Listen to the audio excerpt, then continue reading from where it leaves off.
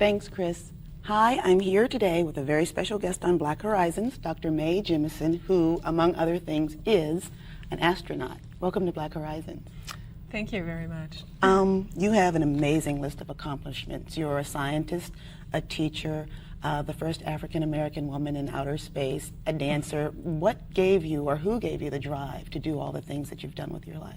Well, first of all, I think that it's important not to just sort of count up or tally up things that you say are associated with, your careers or the things you're involved in. Rather, I was doing the work that I'm interested in and what I want to do. Who gives you motivation? People don't give you motivation. It's something that we have innately when we're born. All little children are born motivated, and adults sort of take the motivation away or beat it out of them. But we all continue to have it. It's just allowing it to be free, to be able to bring it back up from time to time. Tell me about the last thing that you was motivated or determined to do. I've just done the things that I've basically been interested in. So you kind of have a well of strength that you draw from and go for the things that interest you and please you scientifically, socially, artistically, those sorts of things. Well, I think that without getting involved with just like, okay, why did you do this career? Why did you do this? Why did you because start dancing? It's very difficult to come up with a reason why. For example, why did you want to be involved in journalism? Exactly. There's not necessarily only one specific reason. There are a number of aspects of anything that interest you. But I've been involved with those kinds of careers that first of all interest me, and also that I feel that I have something to contribute. Okay. You're here today and in Pittsburgh because you're part of Bear's Making Science Make Sense program. Tell us about that and your involvement in it. Well, first of all, I work as the science advocate for science education for Bear Corporation. It's very exciting. And I have to start off by saying the reason we're working together is it turned out we have very similar interest in science literacy. Now, when people talk about science literacy and talk about science, a lot of times they start to think about, oh, we're talking about only the folks who are going to end up being nuclear physicists or biologists. Right. But literally what we're talking about with science literacy is being able to have an educated workforce, educated citizenry that's able to read an article in a newspaper or watch a television program on a science subject, understand it, and then vote responsibly on an environmental issue or how we're going to allocate funds to different programs. That's what we're talking about when we talk about science literacy. And that's the reason I wanted to work with Bears, because they're making an effort to make sure that all children have an opportunity to become fully participating members of society by being science literate. Because that phrase science literacy can seem a little frightening. It seems as if you need to know chemical formulas, you need to know the difference between a genus, a class, and a species, and that's actually not what it's about. Well, it might be okay to know the difference between a genus, a class, and a species, but I mean, the same thing, if you talk about literacy, reading literacy, we're not saying that everybody has to be to quote every line of Shakespeare and every other literary establishment that you'd expect out of a professor of literature, right? Right. We talk about being able to read a newspaper, being able to vote and fill out a form for employment, being able to do the things that you need to do with reading skills. The reality is that science and technology are more and more parts of our world. Okay, they've always been there, but now they're changing so rapidly that everybody probably needs to know how to interface or interact with a computer, right? Everybody needs to know how to measure medicine to give to their child, or everybody needs to know when you go through card line, sometimes you have to have a magnetic card reader and read your card or something. All these things are about science literacy and being able to be involved. And as citizens, we should be responsible for what we do to the environment, for example. Right? We need to be able to participate, but how do you make those decisions as to which way to vote?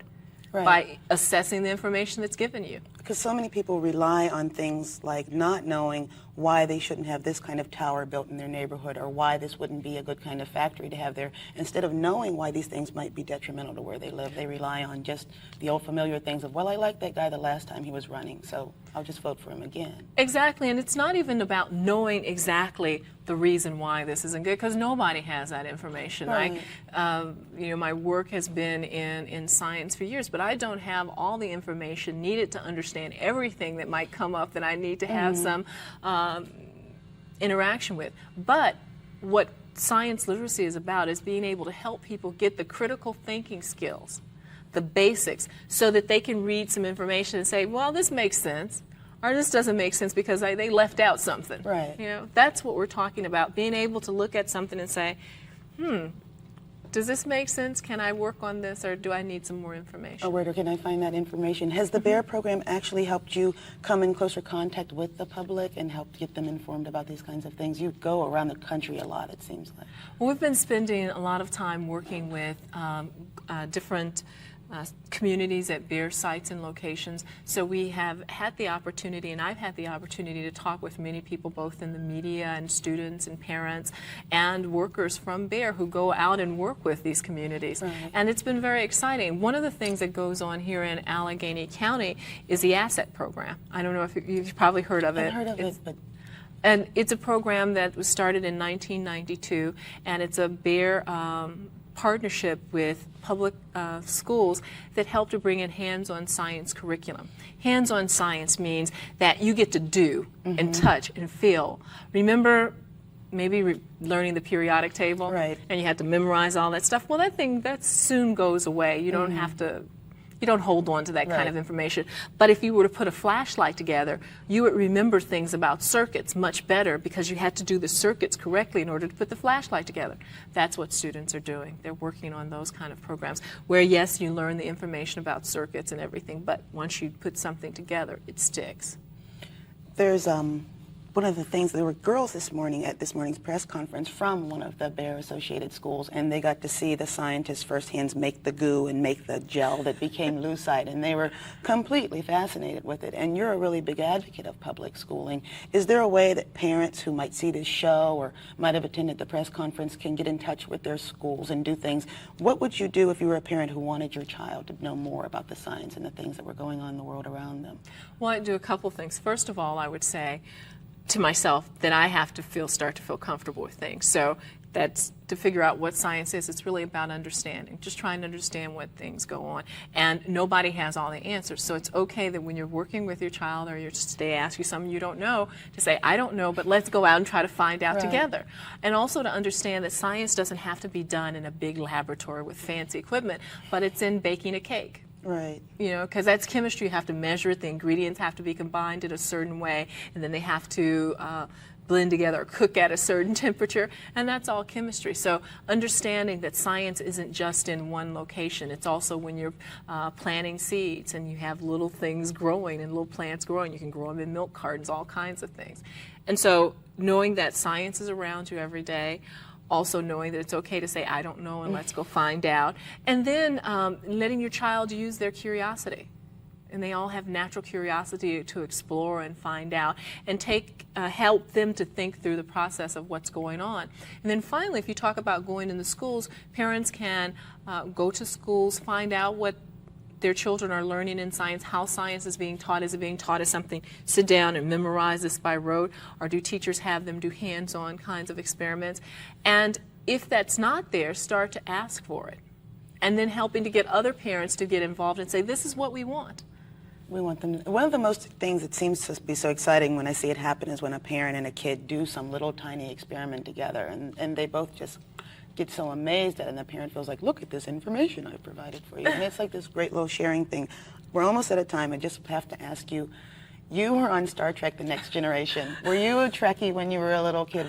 Was this like a gigantic moment? Well, I don't know if I call myself a Trekkie, but I watched the original Star Trek episodes and was very familiar with them and very excited about it. I enjoyed being on the Next Generation program because it is about fantasy.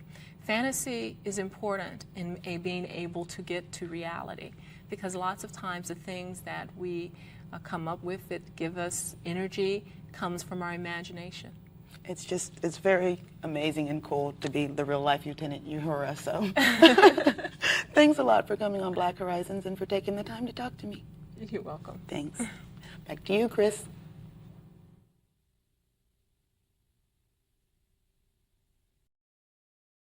Who would you like for me to do a video on next?